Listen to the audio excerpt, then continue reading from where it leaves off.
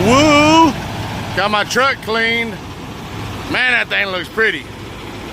Let's get this video started. It's Wednesday night, right? Man, look at that. All shiny and stuff. Get this video started, like I said. That was the other day. I just got my truck washed. And so now I'm over here in Texas. On my way to Denison, Texas. Got to make a delivery there in the morning. So now I'm walking across. I'm cheating today. I got me a fried pie. So it's whatever every now and again. You got to have something good. But like I said, I'm back hardcore on my diet. I might be home Friday, so I'm going to try to get in an hour's worth of swimming on Friday. And then end up probably trying to get another hour in on Saturday so I can keep my workouts going. But let me get back into the truck and then we'll talk some more. All right, let's talk mini truck. Week one, see, I've got it all written down so I can have my notes. Week one was a cross member. We did that.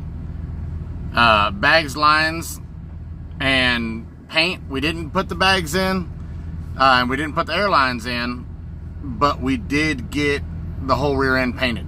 So now all we got to do, okay, well then there was a second week. Second week is when we painted everything. I was supposed to get started on the control arms, but that didn't happen. And then bags and lines. Well, we ended up grinding everything down and painting it. Had Kathleen's game, which kind of slowed us down. So now we're on the third week. We got 5 weeks, so really I only got three weekends left. This weekend, next weekend, and the following weekend, and then after that, Sparks. So on the third weekend was supposed to be sand what we can, finish the other 2 cross members, but I'm going to save the other 2 cross members for last because they're not absolutely crucial, because all we're doing is bringing it onto the bringing it onto the trailer, driving it onto the trailer and driving it off. We're not going to be doing anything wild or crazy or driving it around all over the place. And the cab will pretty much hold that straight. So we'll do those last. We're going to sand what we can. We have to work on the front lower control arms. And that shouldn't take very long. I mean, I'm thinking maybe half a day. So let me get started on that this weekend. Hopefully I get that done. We can get the bag cups in, get the bags on, and run an airlines from there through the frame to the back, link them up, put another ball valve on those. That way we can air them up and air them down. That's all I'm really wanting to do right now. I'm not concerned about anything else. I just want to be able to air it up and air it down.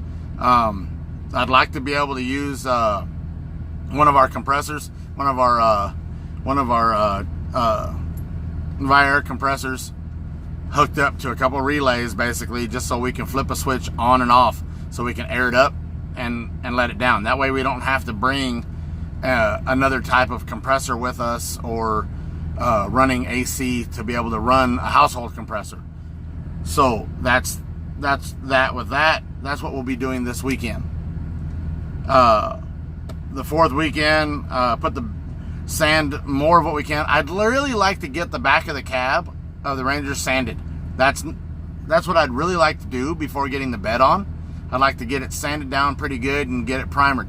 That way it's ready the next time we go around to be able to paint it when we're ready. But at least that way it's done. That back of the cab was never sanded. It's just had overspray on it. So I want to get that sanded down. And then the front bumper, it's got flaps on the outside edges. I just want to figure out a way to secure that so that it doesn't flap around when we're on our way or when it's sitting at the show. It just doesn't look good. The whole truck's going to be rough at the show anyway. And there's not really much we can do about that right now. I mean, we're doing all we can just to be able to get it to the show.